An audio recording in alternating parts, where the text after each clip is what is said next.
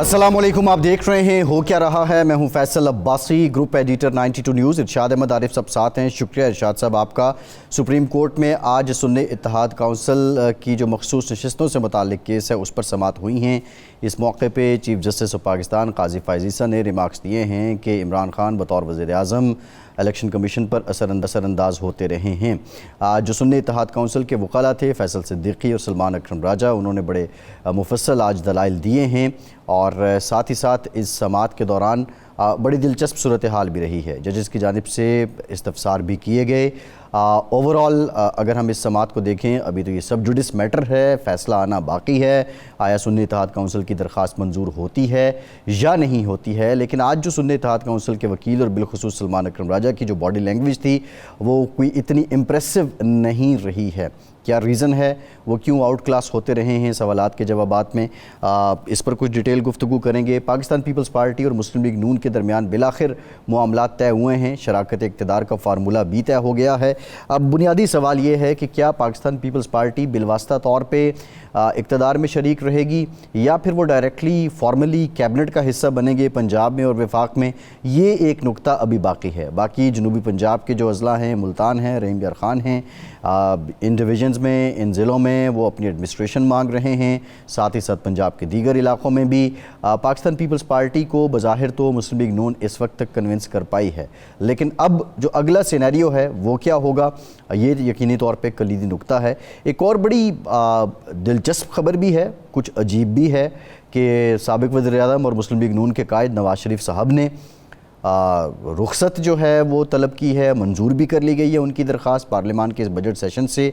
अब सवाल ये है कि आपकी हुकूमत है, आपकी हुकूमत बजट पेश कर रही है और अगर हुकूमत को और पार्लियामान को आप ऑनरशिप नहीं दे रहे हैं, बज़ाहिर इस दरख्वास्त में कोई उज़र भी नहीं है कि क्यों रुखसत तलब की जा रही है, तो इसका मकसद क्या है। क्या नवाज़ शरीफ कोई नया बयानिया बनाना चाह रहे हैं या वो अपनी सियासत की समत किसी और तरफ लेकर जाना चाह रहे हैं। एंड मोस्ट इम्पॉर्टेंट, जो नेशनल एपेक्स कमेटी की मीटिंग हुई उसमें ऑपरेशन अज़्म इस्तेहकाम से मुताल्लिक मामलात हुए। अब उस पर बशमूल PTI और दीगर सियासी जमातें वो अपने तहफ़्फ़ुज़ात का इजहार कर रही हैं। अब इस सिलसिले में जो पॉलिटिकल कंसेंसस हैं वो क्या अहमियत रखते हैं, इस पर भी बात करेंगे। इरशाद साहब, राजा रियाज साहब ने भी हमें ज्वाइन किया है, साबिक़ अपोजिशन लीडर हैं कौमी असम्बली के, मायनाज़ सियासतदान हैं। Raja Sahab, thank you very much for your time. Raja Sahab, आपकी तरफ आएँगे। इरशाद साहब, एक तो आपने देखा सारा दिन मौलाना फजल रहमान साहब ने भी प्रेस कॉन्फ्रेंस की, फैसल करीम कुंडी साहब के हमरा जो ANP के इफ्तिखार अहमद साहब हैं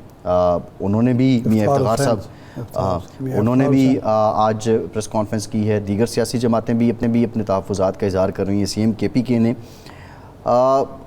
पॉलिटिकल कंसेंसस कितनी ज़रूरत है इसकी, हुकूमत ने ऑफ़र किया है इन कैमरा सेशन, उसके लिए अब पेशरफ़्त जो होती है वो पता चलेगा। आप समझते हैं कि सियासी जमातें अब इस पे कन्विंस हो जाएंगी? देखें, इस वक्त जो सूरत हाल है दहशत गर्दी की एक दफ़ा फिर सर उठा रही है और उसमें हमारे फ़ौजी जवान, इवन अफसर जो हैं वो भी कुर्बानियाँ दे रहे हैं, आम लोग भी निशाना बन रहे हैं। और इसकी वजह से हमारे यहाँ जो सबसे बड़ा मसला बन गया है वो हमारी मईशत के लिए ख़तरा है। सलामती के लिए तो खैर है ही है, लेकिन मईशत जो इस वक्त हम संभालने की कोशिश कर रहे हैं उसके लिए बड़ा मसला है। और अब तक की इतलात जो हैं वो ये हैं कि TTP KPK में और बलूचिस्तान में वो जो अलहदगी पसंद तंजीमें हैं उनको कहीं ना कहीं से स्पॉन्सर किया जा रहा है, कहीं ना कहीं से पुश्तपनाही की जा रही है, कहीं अड्डे उनको फराहम किए जा रहे हैं जहाँ से वो लॉन्च होते हैं और ये सारे हमले करते हैं। तो ऑपरेशन तो लगता ये है कि होना है, क्योंकि इसके बग़ैर चाराकार नहीं है। और ख़ास तौर पर हमारे जो लोग यहाँ इन्वेस्टमेंट करना चाहते हैं, खा वो सऊदी अरब हों, खा वो UAE हो, खा वो हमारा दोस्त और काबिल एतमाद आज़मूदा दोस्त चीन हो या कोई और हो, वो कहते हैं जी अमन सबसे पहली ज़रूरत है इन्वेस्टमेंट की, और इस्तेहकाम की भी एक बड़ी ज़रूरी एक शर्त है। लेकिन ये है कि इस तरह का ऑपरेशन अगर करना है, ख़ास तौर पर KPK में एक ऐसी हुकूमत है जो वफाकी हुकूमत से मुतज़ाद नज़रियात की हामिल है, उनके मफादात का भी टकराव है आपस में, और फिर ये है कि KPK के अवाम ने पहले भी स्वात ऑपरेशन, फिर उसके बाद ऑपरेशन ज़रब अज़ब, फिर ऑपरेशन रद्दुल फसाद, बहुत सारे नताइज भुगते हैं। तो इसलिए वहाँ की क़यादत को, सिर्फ PTI की हुकूमत नहीं, PTI की क़यादत भी, और मौलाना फजलुर रहमान साहब वहाँ के स्टेक होल्डर हैं। ANP अगरचे उस तरह से वो जो है अवामी मैंडेट लेकर नहीं बैठी, लेकिन बहरहाल वहाँ स्टेक होल्डर तो वो है।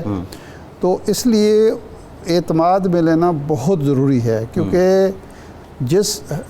हर वो ऑपरेशन कामयाबी से हमकिनार होता है जिसके पीछे अवाम की, सियासी क़ुव्वतों की, जमहूरी क़ुव्वतों की भरपूर पुष्टपनाही हो, भरपूर सपोर्ट हो, भरपूर तायद व हिमायत हो। ऑपरेशन की कामयाबी की ये बुनियादी शर्त है।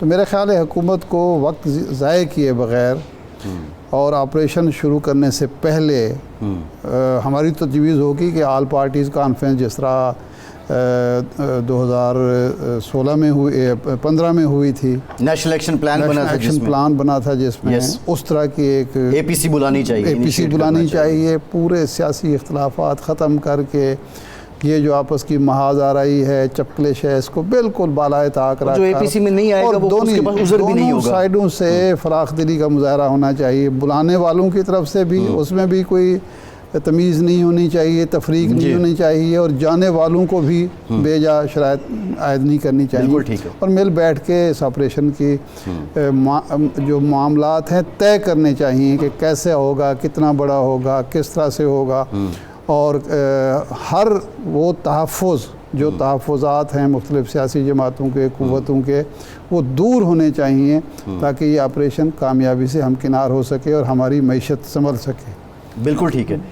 राजा रियाज साहब की तरफ चलते हैं। रियाज साहब, हम इस पर भी बात करेंगे, लेकिन उससे पहले ज़ाहिर है पॉलिटिकली वो राना सनाउल्लाह साहब याद आ गए। वो कहते थे कि IMF ने नाक से लकीरें निकलवा दी हैं। ये पिछले एक हफ़्ते 10 दिन में हमने देखा कि पीपल्स पार्टी ने भी शायद मुस्लिम लीग नून की नाक से लकीरें निकलवाई हैं।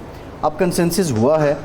एक तो ये बता दें कि ये जो शराकत इक़्तिदार का फार्मूला है, पीपल्स पार्टी इनडायरेक्टली हुकूमत करती रहेगी या बाज़ाब्ता विफाक में, पंजाब में वो काबीना में भी शामिल हो रहे हैं?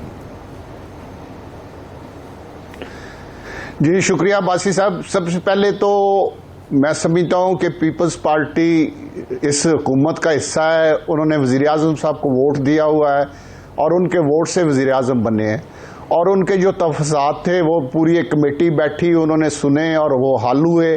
जहाँ तक आपका सवाल है कि कैबिनेट में शामिल होंगे या नहीं, तो मेरे ख्याल और मेरा तजर्बे के मुताबिक बजट के बाद जुलाई में वो पंजाब में भी और वफाक में भी कैबिनेट में का हिस्सा बनेंगे।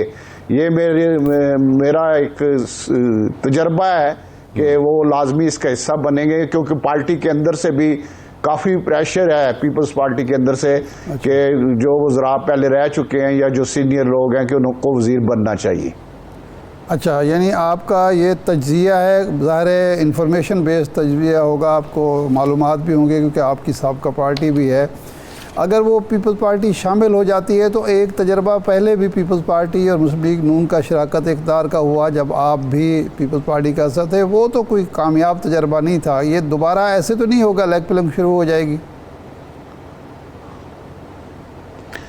नहीं, मेरा ख्याल है उस वक़्त भी अरशाद साहब आपको याद होगा, उसको वक़्त उनको हमारे वोटों की ज़रूरत नहीं थी। अच्छा। और उसके बावजूद हमने काफ़ी देर उसको 3.5 साल तक चलाया। उसके बाद उन्होंने अचानक फैसला किया मुस्लिम लीग नून ने कि पीपल्स पार्टी हमारे से अलहदा हो। हम नहीं अलहदा हुए थे। अच्छा। लेकिन उन्होंने हमें अलहदा कर दिया। अब उनको वोटों की ज़रूरत है हमें मुस्लिम लीग नून को, इसलिए मुस्लिम लीग नून के साथ मेरा ख्याल है कि जब वोटों की ज़रूरत होती है फिर तजर्बा बेहतर रहता है। अब भी उन्होंने जो बहुत सारी चीज़ें मुस्लिम लीग नून ने मानी हैं, उसके पीछे एक बड़ी वजह यह भी है कि उनकी वोट की पावर है उनके पास, और उस पावर के ज़रिए ही बजट पास हो सकता था। अगर वो पावर हमारे हक में ना आती मुस्लिम लीग नून के या मियाँ शहबाज शरीफ साहब के, तो बजट पास होना मुश्किल था। तो इसलिए अब मेरा ख्याल है क्योंकि काफ़ी सीनियर लोग हैं और वोट की ताकत भी है, तो इस हिसाब से मैं समझता हूँ कि काफ़ी चीज़ें बेहतर तरीके से रहेंगी। पंजाब में शायद क्योंकि उन्हें वोट की ज़रूरत नहीं, यहाँ पे शायद थोड़ा मसला रहेगा मेरा ख्याल है, और उसको वो वफाक के ज़रिए पीपल्स पार्टी हैंडल करने की कोशिश करेगी। अब भी आपने देखा है कि उन्होंने पंजाब में कोई गुफ्तगू नहीं की, उन्होंने सारी गुफ्तगू जो की है वो वफाक में की है, ताकि एक तो उनका मुआहदा भी वफाक में हुआ था, और अब भी उन्होंने पंजाब से भी जो शेयर मांगा है वो वज़ीर आला मोहतरमा मरियम नवाज साहिबा से नहीं मांगा, बल्कि उन्होंने वफाक में जो मुस्लिम लीग नून की कमेटी थी उनके सामने अपने पंजाब के मसाइल भी रखे हैं। लेकिन असल मसला तो जो शिकायत हैं वो पंजाब से हैं। पंजाब की पार्टी करती है कि जी हमें ये जो तकर्रुर तबादले होते हैं, जो अफसरान मुकर्रर किए जाते हैं, जो फंड्स का मसला है उसमें इग्नोर किया जाता है। लेकिन अब तो हम सुन रहे हैं, आपके पास ज़्यादा मालूमात होंगी, कि ख़ुद मुस्लिम लीग नून के जो MPs MNAs हैं उनको भी शिकायत हैं कि जी ब्यूरोक्रेसी हमारी बात ही नहीं सुनती, और वज़ीर आला साहिबा जो हैं वो इंस्ट्रक्शंस नहीं देती, जिसकी वजह से हमारी भी बुरे हालात हैं। तो फिर पीपल्स पार्टी के लोगों को कैसे अकोमोडेट किया जाएगा? इसके लिए मैं ये समझता हूँ इरशाद साहब के मरियम नवाज साहिबा को भी, और ख़ास तौर पे मियां नवाज शरीफ साहब को, पंजाब की जो पार्लिमानी पार्टी है या पंजाब के जो लोग हैं उनके साथ एक मीटिंग करनी चाहिए, उनके साथ बैठना चाहिए, उनके मसाइल सुनने चाहिए उससे, और पीपल्स पार्टी के साथ भी पंजाब में अलहदा वज़ीर आला साहिबा को या नवाज शरीफ साहब को बैठना चाहिए, और उनकी भी पंजाब के जो लोग MPs हैं उनकी भी पीपल्स पार्टी के लोगों की बात सुननी चाहिए। इस तरह जो पंजाब से मुस्लिम लीग नून के MNAs हैं उनके साथ भी पंजाब में मरियम नवाज साहिबा को और मियां नवाज शरीफ साहब को बैठना पड़ेगा। एक चीज़ का मैं यहाँ ज़रूर जिक्र करूँगा कि मोहतरमा मरियम नवाज ने एक तो सस्ती रोटी करके बहुत गरीबों को रिलीफ दिया है, उसमें कोई शक नहीं, और दूसरा जो बड़ा कदम उन्होंने ईद पे जिस तरह हमारी लाशें या कुर्बानी के जो सारा सिस्टम था, जितनी उसमें सफाई रखी गई है और जितनी उसमें कामयाब रही हो मुहिम, उस पर वो वाकई काबिल तहसीन भी हैं, और मैं उन्हें मुबारकबाद भी देता हूँ वज़ीर आला पंजाब को कि एक शानदार किस्म की उनकी ये मुहिम कामयाब रही है, और इससे पहले कभी इतनी कामयाबी हासिल नहीं हुई जो इस दफ़ा हासिल हुई। राज साहब, मसला ये है कि अब नवाज शरीफ साहब ने रुख्सत ली है, जो पार्लियामेंट में नेशनल असम्बली में बजट सेशन चल रहा है उससे दरख्वास्त उन्होंने दी, स्पीकर साहब ने मंजूर कर ली, कोई ख़ास उज़र भी नहीं है। ज़रा ये बताते हैं कि भारी टैक्सों की वजह से वो नाराज़ हैं, हुकूमत आपकी है, बजट आप दे रहे हैं और आप पार्लियामान में नहीं जा रहे, तो जब पार्टी के कायद हुकूमत को और पार्लियामान को ऑनरशिप नहीं देंगे तो फिर ये क्या तर्ज़ सियासत है? मकसद क्या है इन सब बातों का? देखिए जी, मियां नवाज शरीफ साहब का भाई वज़ीर आज़म है, बेटी उनकी वज़ीर आला है, वो किसी जगह सारा कुछ उनको तमाद में लेके हो रहा है। बजट पे जो सबसे पहली पाकिस्तान में किसी को ब्रीफिंग दी गई वो मियां नवाज शरीफ साहब को रायवेंड में दी गई, आपने भी आज से 20-25 दिन पहले की बात है। तो मियां नवाज शरीफ, ये कहना कि मियां नवाज शरीफ साहब की मर्जी के बगैर कुछ पंजाब में या वफाक में हो रहा है, मैं तो ये मानने के लिए तैयार नहीं। जो कुछ शहबाज शरीफ साहब करेंगे उसको उन्होंने पहले भी ऑन किया है, अब भी ऑन करते हैं। इसी तरह मरियम नवाज साहबा भी जो करेंगी वो उसको ऑन करेंगे। तो मियां नवाज शरीफ की मर्जी के बगैर, जो मैंने मुस्लिम लीग में देखा है उनकी मर्जी के बगैर, यहाँ पे ना मियां शहबाज शरीफ साहब कोई ऐसे काम कर सकते हैं जिसमें उनकी मर्जी शामिल ना हो, और ना वज़ीर आला मरियम नवाज साहबा कोई ऐसा काम कर सकती हैं जो उनकी मर्जी जिसमें मर्जी शामिल ना हो। तो इसलिए बाकी रुख्सत लेना शायद उसकी क्या वजूहत है मुझे नहीं पता, लेकिन मेरा ख्याल है कि ये कहना कि उन्होंने रुख्सत ले ली और इस सिस्टम या इस बजट से वो लातल्लुक़ हैं, तो मेरा ख्याल ये मुनासिब नहीं। वो हर चीज़ का में उनको तमाद में लिया जाता है और हर चीज़ को वो ओन करते हैं। अच्छा राज साहब, ये जावेद लतीफ़ साहब, वैसे तो उनका हर बयान ही एक कंट्रोवर्शियल ही होता है और ऐसे हट के बात करते हैं, मुनफरद बात करते हैं नुमायाँ होने के लिए या कोई उसका मकसद होता है। अब वो कह रहे हैं कि जी दोबारा इंतखाबात होने चाहिए, क्योंकि ये इंतखाबात तो एक झुर्लू फेरा गया मियां नवाज शरीफ साहब को महरूम करने के लिए इक़्तिदार से। तो क्या वाकई ये इंतखाबात, ये तो पीटीआई का नुक्ता नज़र है और अपोजिशन का नुक्ता नज़र है, अब जावेद लतीफ़ साहब भी उसमें शरीक हो गए हैं, तो क्या वाकई ये दोबारा इंतखाबात इस वक्त होने चाहिए? आप भी यही समझते हैं और वाकई धांधली हुई है इस पैमाने पर, जिस तरह के आबिद शेर अली साहब कह रहे हैं, जावेद लतीफ़ साहब कह रहे हैं या एक दो लोग और कह रहे हैं? अरशाद साहब, इसमें मैं ये अर्ज़ करूँगा कि मुस्लिम लीग नून की ये पॉलिसी नहीं है, उनका कोई इलेक्शन का मुतालबा नहीं है। बाकी इनफरादी तौर पे किसी को कोई शिकायत हो या वो इलेक्शन में ना जीत सका हो तो वो कह सकता है। धांधली तो हुई है, कई शहरों में कई लोगों को टारगेट किया गया है। इसी तरह जावेद लतीफ़ साहब अपने हद तक कहते हैं, लेकिन ये मुस्लिम लीग नून की पॉलिसी नहीं है। मुस्लिम लीग नून समिति है कि इस वक्त सियासी इस्तेकाम आना चाहिए, क्योंकि हमें सबसे बड़ा, अभी आपने भी बहुत अच्छी बात की कि हमें सबसे बड़ा चैलेंज माशी इस्तेकाम का है और उस पर अल्लाह का शुक्र है कि कामयाबियां मिलनी शुरू हो गई हैं। जो कोई कहता है कि नहीं कामयाबियां मिलती वो बेवकूफ़ है। मेरा तल्लक फैसलाबाद से है। फैसलाबाद की में काफ़ी हद तक सन्नत का पहिया जो है वो सीधा होना शुरू हुआ है। ये नहीं मैं कहता कि मुकम्मल हो गया है। ख़ास तौर पे जो बिजली के में और पेट्रोल में 10-10 रुपए का रिलीफ मिला है, इससे और ज़्यादा मुस्बत असरात आएंगे। और अगर थोड़ा सा रिलीफ बिजली में, मियाँ शहबाज शरीफ साहब को मैं ये रिक्वेस्ट पहले भी की है कि सनतों को बिजली अगर सस्ती और थोड़ी सी कर दें और पेट्रोल सस्ता हो जाए तो काफ़ी हद तक हमारी सनत भी चल पड़ेगी। बाकी आपने देखा है कि जितने इशारे आ रहे हैं वो बड़े अच्छे हैं, मुस्बत हैं और पाकिस्तान की मैशत पे मुल्क के अंदर के लोग और बाहर के जो अदारे हैं वो भी इस पे कह रहे हैं कि ये बेहतरी की तरफ जाना शुरू हो गए हैं। तो अल्लाह करे पाकिस्तान सबसे पहले माशी तौर पे स्ट्रांग हो, सियासी तौर पे स्ट्रांग हो और सबको मिलके हमें बैठना चाहिए।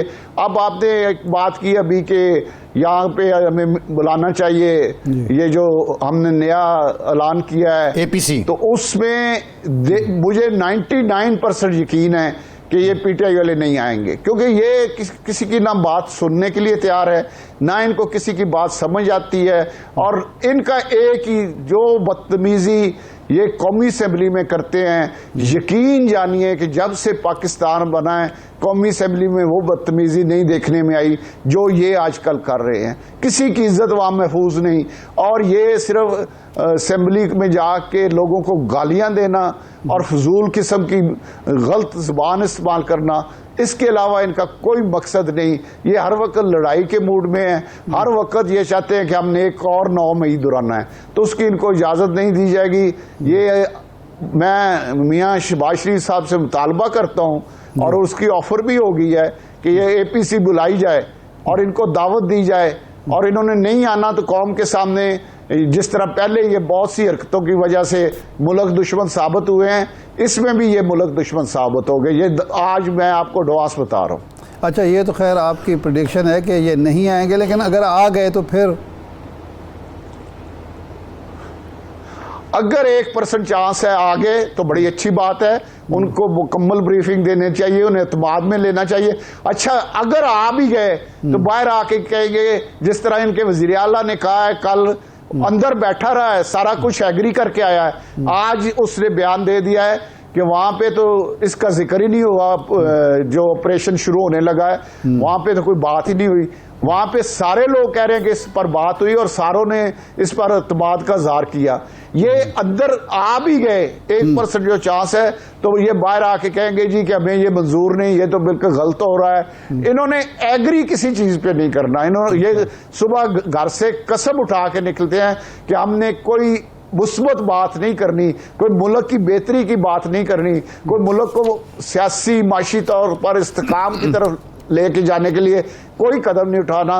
हमने सिर्फ इंतशार करना है, बदअमनी फैलानी है, दहशत गर्दों की पुष्टपनाही करनी है और मुल्क को कमज़ोर करना है। नहीं, ये जो कसम उठा के घर से निकलते हैं, ये अब की पॉलिसी है। जब आप थे तो उस वक्त भी यही कुछ होता था, ये कसम उठा के उस वक्त भी निकलते थे। नहीं, हमने तो कभी इनके साथ, मैं तो शुरू से डिसएग्री करता।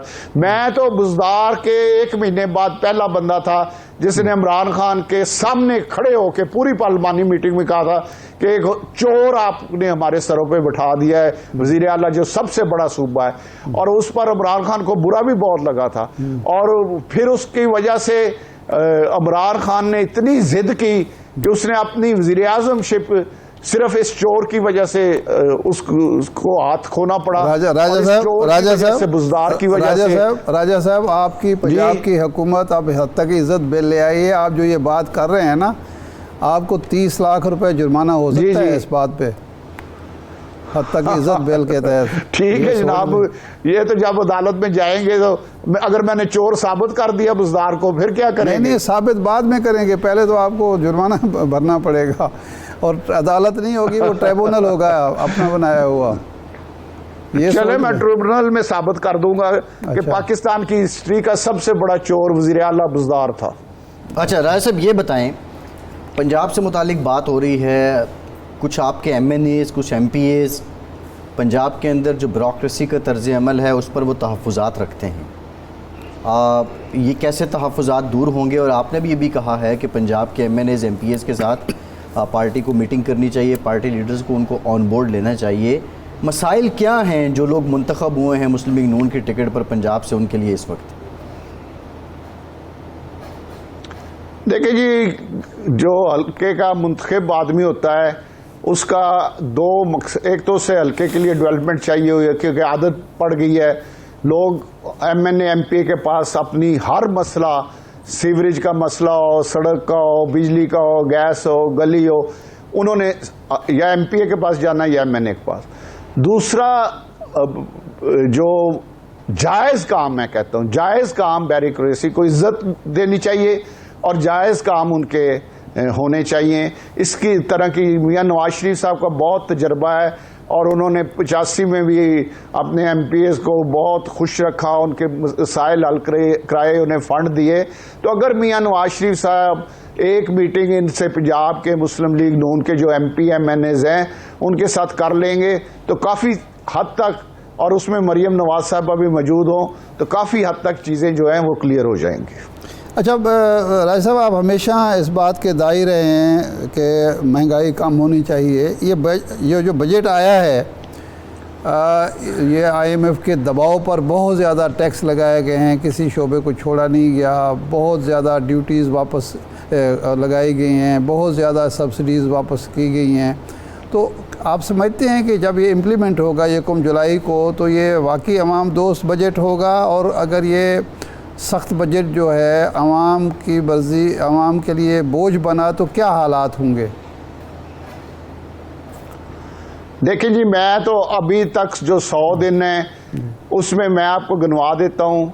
आटे का आधा रेट रह गया है, चीनी सस्ती हुई है, पत्ती सस्ती हुई है, सुरख मिर्चें सस्ती हुई हैं, मसाले सस्ते हुए हैं, प्याज सस्ते हुए हैं, टमाटर सस्ते हुए हैं, रोटी 12 रुपए की हो गई है, हर चीज़। एक बिजली अब मियां शहबाज शरीफ साहब ने कर दी है, इंशाल्लाह अगले फेस में घरों की होगी। दो मसले जो ज़्यादा अब आवाम के लिए, हमारे पास लोग आते हैं कहते हैं जी कि हमारा अब किचन का मसला बेहतर हो गया, बहुत बेहतर हो गया, हमें प्रॉब्लम नहीं। अब लोगों को सिर्फ 2 मसले हैं, एक बिजली है और एक पेट्रोल है। अगर इनको भी एड्रेस अल्लाह करे जल्द कर लिया जाए तो जो महंगाई आवाम तक की हद तक तो वो नहीं मुतासर होंगे। जहाँ तक है बड़े लोग संतकार हों या वो कोई प्रॉपर्टी का बड़ा काम करने वाला है या बड़े लोग हैं, उनसे तो मैं ज़ाती तौर पे समझता हूँ कि टैक्स लेना चाहिए, उन्हें टैक्स लगना चाहिए। गरीब पे बोझ नहीं आना चाहिए, गरीब को मज़ीद रिलीफ मिलना चाहिए। जो मिला है माशाल्लाह बहुत बेहतर है, लेकिन मज़ीद मिलना चाहिए। और दूसरा एक मेरा और है, मैं इंशाल्लाह क़यादत से बात भी करूँगा कि जो हमारे किसानों ने गंदम इतनी भरपूर बम्पर क्रॉप्स दी हैं, उसमें जो उनके साथ उन्हें कहा गया था कि हम इतने में ख़रीदेंगे, वो ना ख़रीदी जा सकी।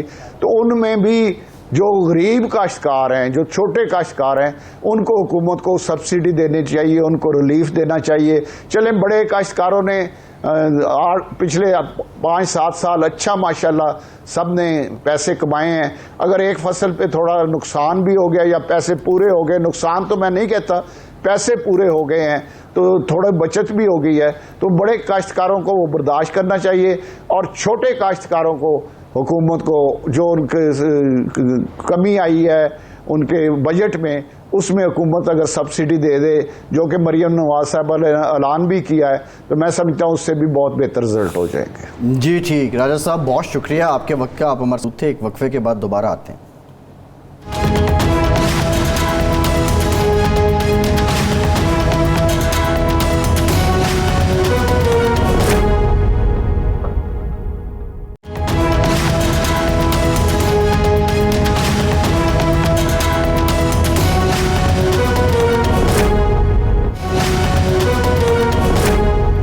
ब्रेक के बाद एक बार फिर से आपका खैर मकदम करते हैं। इरशाद साहब, आज एक खबर ये भी आई है कि जो देरीना, मंझे हुए, लॉयल, वफादार सियासी रहनुमा हैं, मुस्लिम लीग नून के रहनुमा कम लीडर हैं, उनके साथ मियां मोहम्मद नवाज शरीफ दोबारा मैदान अमल में आ रहे हैं और सियासी तौर पर मुतहर्रिक हो रहे हैं।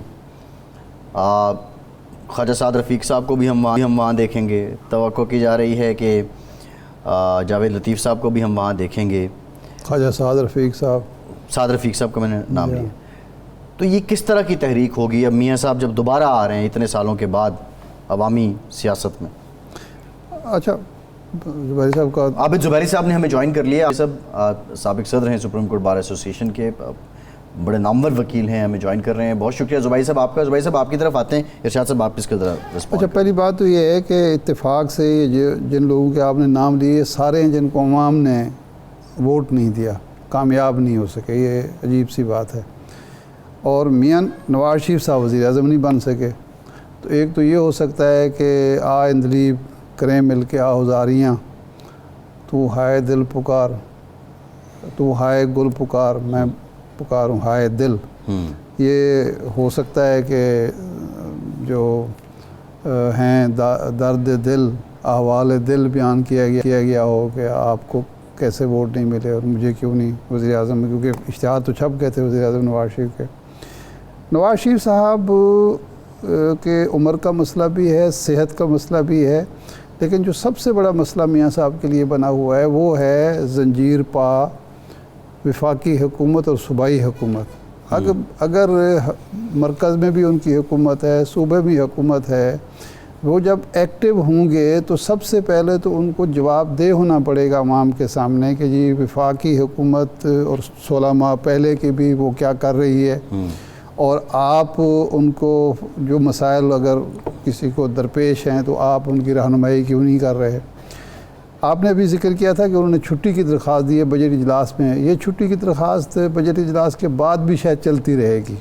अच्छा, क्योंकि नवाज शरीफ साहब दो चीज़ों से बहुत घबराते हैं, असम्बली में बैठकर मुखालफाना तकरीरों से और प्रेस कॉन्फ्रेंस से जान जाती है उनकी। अगर जो 3 बार आपको याद होगा कि एक दफ़ा तो बाकायदा सेनेट ने मुतालबा किया इज्तिमाई तौर पर कि जी वज़ीर-ए-आज़म ये जो 13 से 18 की हुकूमत थी कि जनाब कभी हमें दर्शन कराएं, तशरीफ़ लाएं, आएँ ज़रा सेनेट में भी आएँ। एक दौर ये था कि वो काबीना के इजलास भी 4-4 महीने 6-6 महीने नहीं बुलाया करते थे। और एक दफ़ा मुझे याद है कि एक बहुत बड़े उनके करीबी साथी और वज़ीर थे, वो मजीद निज़ामी साहब से मिलने के लिए आए, तो मुझसे भी मुलाकात हो गई। तो मैंने पूछा खैरियत है? कहते जी एक सिफारिश करानी है। मैंने कहा क्या सिफारिश? आपको क्या सिफारिश? मजीद निज़ामी साहब से, आप वफाकी वज़ीर हैं, आप सिफारिश कराने आए हैं। कहने लगे कि मेरे कई माह से अपने वज़ीर-ए-आज़म से मुलाकात नहीं हुई मियां नवाज शरीफ साहब से, ये 97-98 की बात है, तो मैं उनसे मिलना चाहता हूँ क्योंकि हेल्थ पॉलिसी मैंने तैयार की हुई है, उसकी मंजूरी लेनी है। ना कैबिनेट इजलास हो रहा है, ना मियाँ साहब मुझे वक्त दे रहे हैं मुलाकात का, तो मजीद साहब से फ़ोन करवाऊँगा, मजीद निज़ामी साहब की सिफारिश से मेरी मुलाकात। अच्छा शाह साहब, ये जो आप बात कर रहे हैं ना, अब एक्टिव अगर वो होंगे तो फिर एक मसला उनको 97 तक तो ये चल जाता था। जी। अब सियासत बदल चुकी है, ये लोग, ये अवाम बड़े सियाने नहीं, हैं। सियासत बदल चुकी है। मियाँ साहब खुद को बदले, हम कैसे इस पे बात करेंगे। आप ज़ुबैरी साहब काफ़ी देर से होल्ड पे हैं। चाचा साहब बदले होते तो ये नताया जाते हैं जो 8 फरवरी को अपने आप को अपग्रेड करना पड़ेगा, आउटडेटेड पॉलिटिक्स नहीं चलेगी शाद साहब। ज़ुबैरी साहब, आज सुप्रीम कोर्ट में जो सुन्नी इत्तेहाद काउंसिल की दरख्वास्त है मखसूस नशिस्तों से मुतालिक, उस पर समात हुई हैं। ऑल दो मैटर इज सब जुडिस, लेकिन हमारी ये ऑब्जर्वेशन है कि सलमान अकरम राजा साहब शायद उस तरह कन्विंसिंग बॉडी लैंग्वेज के साथ आज नहीं। क्या वजह हो सकती है? एक बात तो ये है, और दूसरा, अगर ये दरख्वास्त मंजूर नहीं होती तो ये मखसूस नशिस्तों वाला जो फ़ैसला है, क्या ये एक प्रेसिडेंट बन जाएगा, ये वंस फॉर ऑल हो जाएगा, या मंजूर हो जाती है तो तब भी ये एक रिवायत हो जाएगी? बिस्मिल्लाहिर्रहमानिर्रहीम, बहुत शुक्रिया आपका। देखिए, इसमें 3 इश्यूज़ हैं, मैं समझता हूँ। अब ये नहीं पता कि वो कन्विंसिंग है ही नहीं, कि सलमान बड़े अच्छे वकील हैं, बहुत पाए के वकील हैं, और जो उनका मौक़िफ़ है मैं उसकी बिल्कुल तायीद करता हूँ। उन्होंने ख़ुद, आपको याद होगा, लाहौर हाई कोर्ट में भी पटिशन दाखिल की थी कि ये जो आपने बल्ले का अगर निशान ले भी लिया है तो ये जो इनकी हम जो मेंबरान है, क्योंकि सलमान ख़ुद भी एक कैंडिडेट थे और उनको आप जानते हैं फ्रॉडुलेंटली हराया गया। फॉर्म 45 पे वो जीते हुए, फॉर्म 47 पे वो हार गए थे, और वो भी ऑन चौधरी से, जो जिसका कोई चांस नहीं था। लेकिन आप देखिए कि आज वो फॉर्म 47 MNA और फॉर्म 45 MNA बाहर बैठे हुए हैं। ज़ुबैरी साहब, उसने ऑन चौधरी ने मियाँ नवाज शरीफ साहब से ज़्यादा वोट लिए हैं, बल्कि लाहौर में तो उनके सबसे बड़े ज़्यादा वोट हैं। आप कहते हैं कि उनका चांस ही नहीं था। कमाल है, वो तो बहुत पॉपुलर है। सर, मैं माजरत खा हूँ सर, आप बेहतर समझते हैं इन चीज़ों को, लेकिन मैं जानता हूँ सलमान जीते हुए कैंडिडेट थे। मुझे पूरा यकीन है, इंशाल्लाह अगर केस चलेगा तो क्लियर हो जाएगी बात। तो देखिए, जो बात सलमान के जो व्यू है वो बिल्कुल सही था कि जी आपने बल्ले का निशान हमसे ले लिया।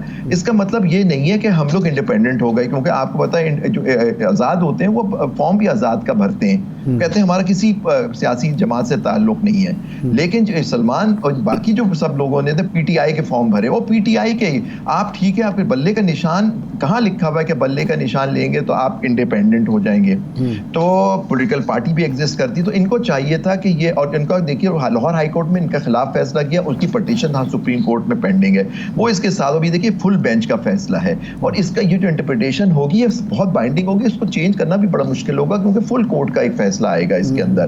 तो अब जो इश्यू था, अब वहाँ उन्होंने आर्ग्यू करवाया है, उन्होंने सुन्नी इत्तेहाद काउंसिल को, इनकी पता नहीं क्या इन लोगों की मसलियत थी या क्या इनकी थिंकिंग थी इन लोगों की, कि जी वो सलमान का एक व्यू था और बाकी ने कहा कि नहीं जी, हम पहले तो एक मुस्लिम वहदत जमात से वो इल्हाक कर रहे थे, इंडिपेंडेंट उसको ज्वाइन कर रहे थे अपने आप को इंडिपेंडेंट, क्योंकि देखिए इलेक्शन कमीशन ने सबसे गंदा रोल इसमें प्ले किया। उन्होंने कहा कि जी आप आज़ाद हो गए।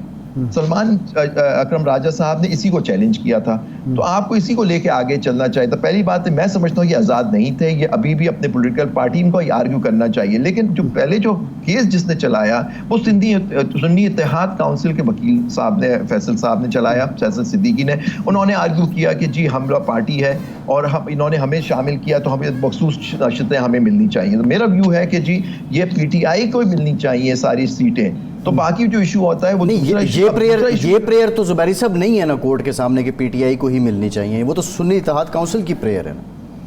नहीं सुन्नी, लेकिन सलमान अकरम राजा तो PTI के वकील है। आर्गूमेंट्स जी प्लीज देखिए, अगर उनकी अपनी पटिशन में जो उन्होंने लाहौर में आर्ग्यू किया था, जो उन्होंने बहस की थी, उसमें उन्होंने कहा था कि हम इंडिपेंडेंट नहीं हैं। आप देखा, मुझे नहीं पता सुप्रीम कोर्ट में अगर वो इसके बरखिलाफ आर्ग्यू कर रहे हैं तो मुझे नहीं, उन्होंने आप दोस्त फरमा रहे हैं, आज उन्होंने यही कहा है कि PTI के लिए मैं नशिस्तें मांग रहा हूँ, जिस पर अदालत ने फैसल सिद्दीकी से कहा कि आप मुत्तफिक हैं।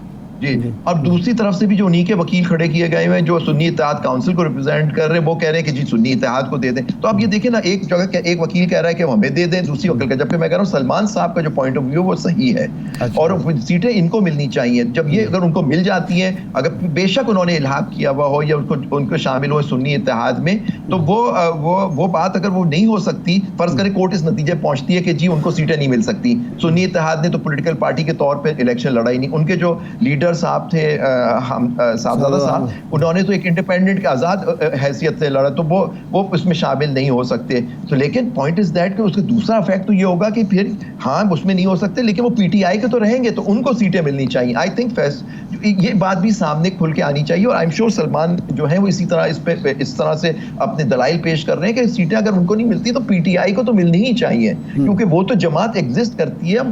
हम लोग जिन्होंने इलेक्शन लड़ा, जो जीत के आए, वो पीटीआई के टिकट पे जीत के आए, तो ये एक इशू हो गया। चल यहाँ अब ये फैसला नेचुरली कोर्ट के फैसला करेगी कि किस तरह से वो बात कर रहे हैं। दूसरी बात जो आएगी कि चलो इनको नहीं मिल सकती, तो फिर उनको दूसरी पॉलिटिकल पार्टीज को जो उनका आईनी हिस्सा है, जो आइन में डिफाइंड है, उससे ज्यादा तो सीटें नहीं मिल सकती। और आप देखिए वो उनको नहीं मिलनी चाहिए, जो बाकी पार्टियों में इस तरह तकसीम नहीं करनी चाहिए ताकि उनको 2/3 मेजॉरिटी दे दी जाए, बिल्कुल नहीं होना चाहिए। फिर तीसरा इशू आएगा, एक सवाल क्या आइन में जुबैरी साहब क्या आइन में ये भी डिफाइन है कि अगर दूसरी पार्टीज को नहीं मिलती तो उनको बिल्कुल छोड़ दिया जाए, किसी को ना मिले?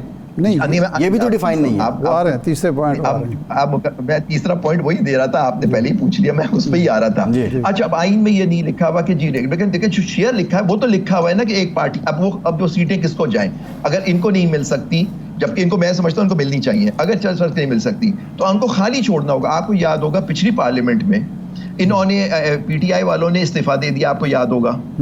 फिर उन्होंने कहा जी हमने इस्तीफा नहीं दिया, पूरे वक्त पार्लियामेंट चलती रही, 16 महीने उन लोगों को अंदर नहीं आने दिया, पार्लियामेंट मुकम्मल नहीं थी। एक आदमी जो उनके खिलाफ चला गया तो वो ऑपोजिशन लीडर बन गया, जिसने खुद मुस्लिम लीग नून का टिकट मांगा। तो आप देखिए उस वक्त भी तो पार्लियामेंट मुकम्मल, आपकी नेशनल असेंबली मुकम्मल नहीं थी, वो चलती रही।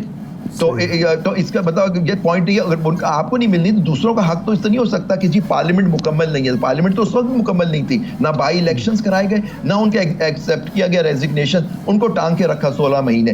तो उस वक्त भी तो ये इशू था, आपकी नेशनल असेंबली मुकम्मल नहीं थी, और वो तो इलेक्टेड सीट्स की बात हो रही थी, रिजर्व सीट्स की तो बात भी नहीं हो रही थी। ठीक है।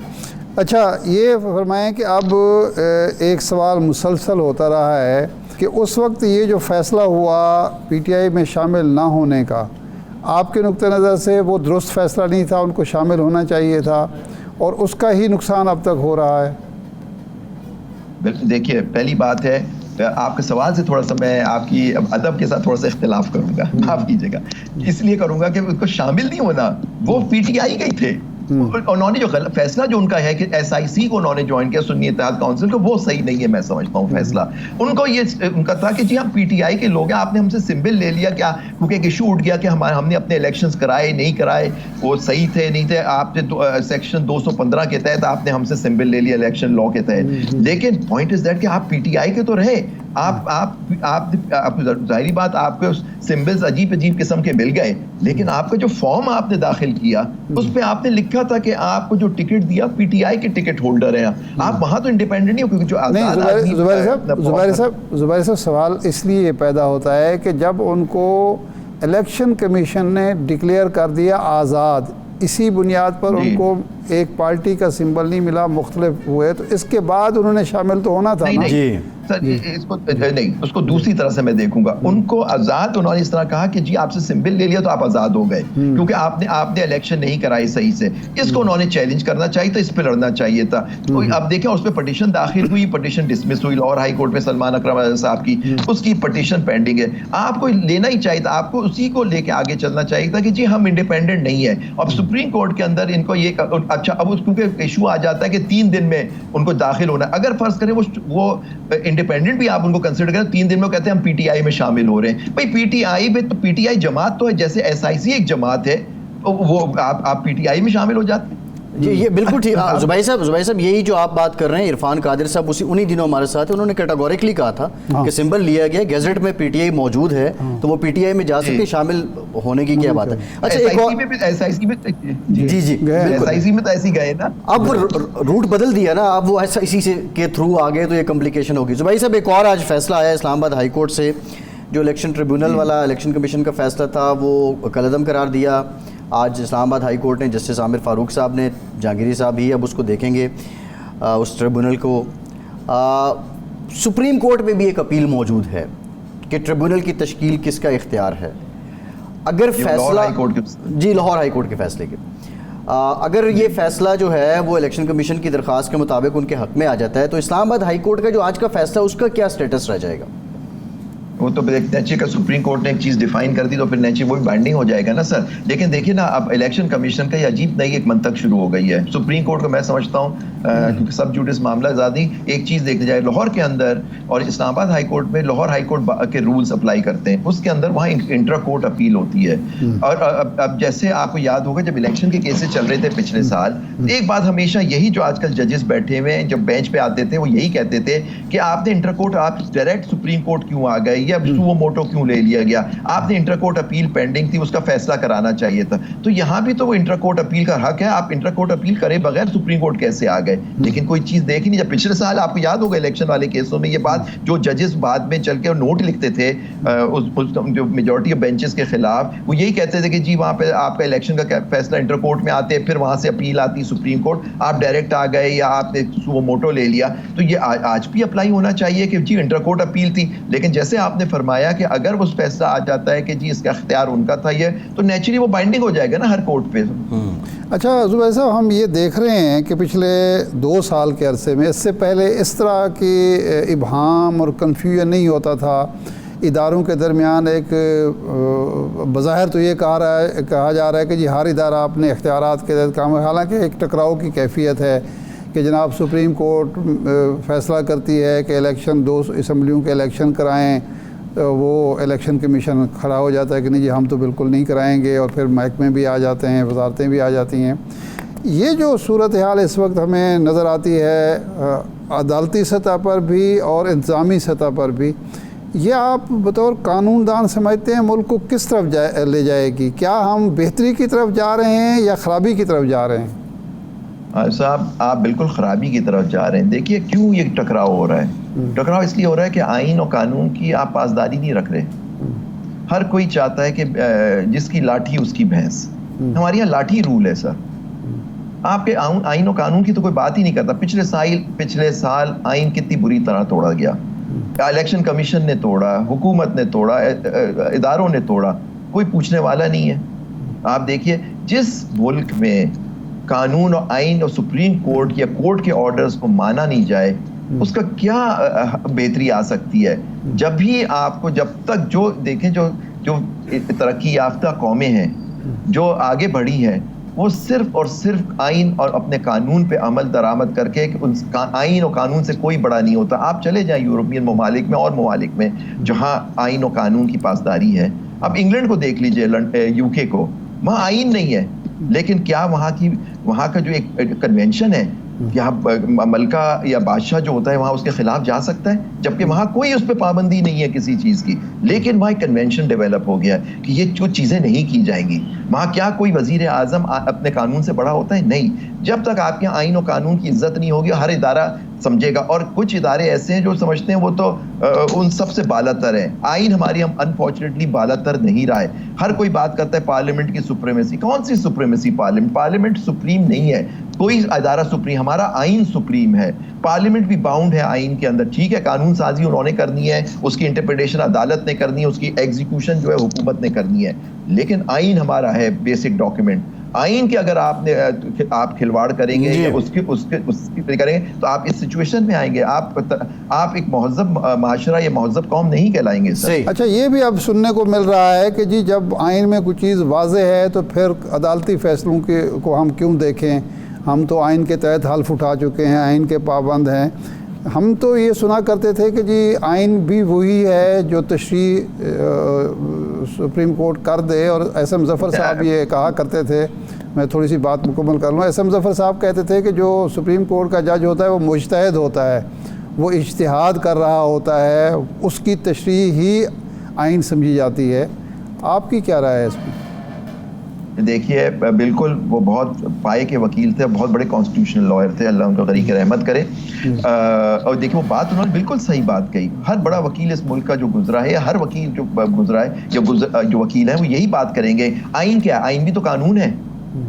जब आप आइन ने आपको अदालत को हुक्म दिया है कि वो तशरीह करे, तो आइन की तशरीह भी तो कानून कर रही है। आर्टिकल 51 अगर इतना क्लियर होता तो फिर कोई चैलेंज क्यों हो रहा है? फिर क्यों सुमोटो या इस तरह से या कोई चीज़ें अपीलें पटिशंस क्यों चल रही हैं फिर ये पॉइंट इज दैट कि वो आइन की तशरीह चाह रहे हैं ना कि देश अभाम है लोग समझना चाह रहे हैं कि जी इस रिजर्व जैसे इस केस में रिजर्व सीट्स किसको मिलनी चाहिए पॉलिटिकल पार्टी है आप पार्लियामेंट में है नहीं है ये तो ये कोर्ट ही करेगा और आइन की तशरीह भी और कानून की जो झेली कानून होते हैं उसकी तशरीह भी ये अदालत का हक है this is called judicial power जिसने भी ये बात कही है विद अटमोस्ट रिस्पेक्ट मैं कहूंगा कि देखिए एक जुरिस्डिक्शन होती है कोर्ट की कि वो जो केस आता है उसका आपको फैसला करना है एक जुडिशियल पावर होती है जुडिशियल पावर जो होती है वो आइन आपको देता है जुडिशरी को to interpret the law and the constitution आप जुडिशियल ये आज के नहीं इससे बड़ी बड़ी बेंचेस बैठ के उन्होंने फैसला किया है पाकिस्तान की आइन के तारीख में कितने बड़े बड़े आइनी फैसले आए हैं आप ये बात जियाउर रहमान का केस था 1973 में चीफ जस्टिस थे हमूदुर रहमान साहब उठा के देख लें उन्होंने कहा हमारा काम है जुडिशियल पावर कोर्ट में वेस्ट करती है और वो पावर कोई कोर्ट से नहीं ले सकता ये आज से नहीं हमारा लिटरेचर अगर ये बात कही जा रही है सब क्लियर है तो फिर कोर्ट्स क्या कर रहे हैं सर जी ठीक फिर वो मेरे और जी बहुत शुक्रिया आबिद जुबैर आपके वक्त का एक ब्रेक के बाद वापस आते हैं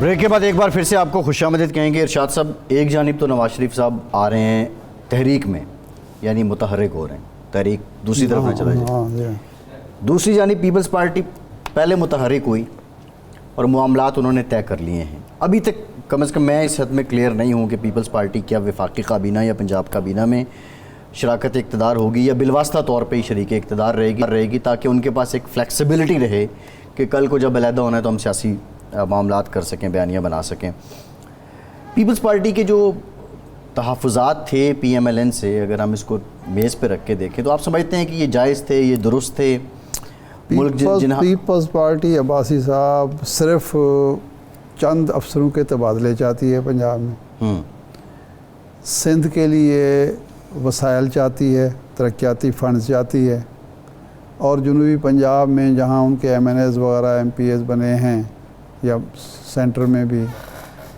वहाँ वो चाहते हैं कि हमें फ़ंड्स अच्छे से मिल रहे हैं इसके अलावा क्या उसका इख्तलाफ है देखें ये दोनों एक ही कश्ती के सवार हैं और ज़रदारी साहब कभी नहीं चाहेंगे कि ये कश्ती डूबे उन्हें पता है कि अगर हुकूमत गिरती है नए इलेक्शन होते हैं तो ज़रूरी नहीं कि हर दफ़ा ये 9 फरवरी वाले नताइज ही आएँ और नताइज बदलना आसान हो तो ना हर दफ़ा यही इलेक्शन कमीशन होगा ना ये सहूलतें मराहत होंगी जो दोनों पार्टियों को हासिल लिहाजा हम डिलीवर करें तो इसलिए या तो डिलीवर करें या जैसे तैसे चलते रहें दोनों तो ये तो नहीं हो सकता नवाज शरीफ साहब का जो मसला है नवाज शरीफ साहब अगर तो पंजाब में हुकूमत बेहतर डिलीवर करती है परफॉर्म करती है फिर तो शायद उनका निकलना कोई मुफीद हो कुछ लोगों को बता सकें अगरचे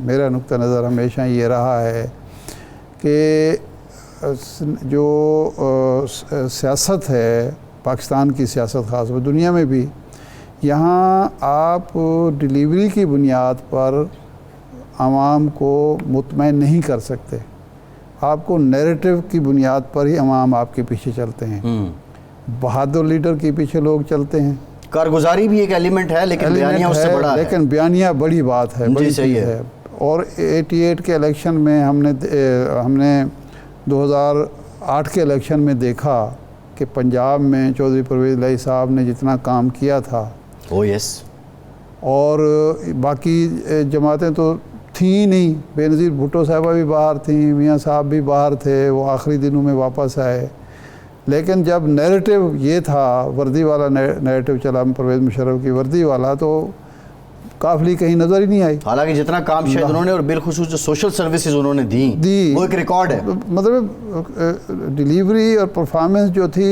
गवर्नेंस तो बेहतर थी बहुत बेहतर थी 2-3 मौके पर जिस तरह उन्होंने इंतहा पसंदी को कंट्रोल किया जिस तरीके से बड़े बड़े इज्तिमात उस वक्त आपको पता है निकल रहे थे, तो जिन्होंने कोई लाठी गोली चलाए बग़ैर उन्होंने कंट्रोल किया, बहुत सारे मामलात थे।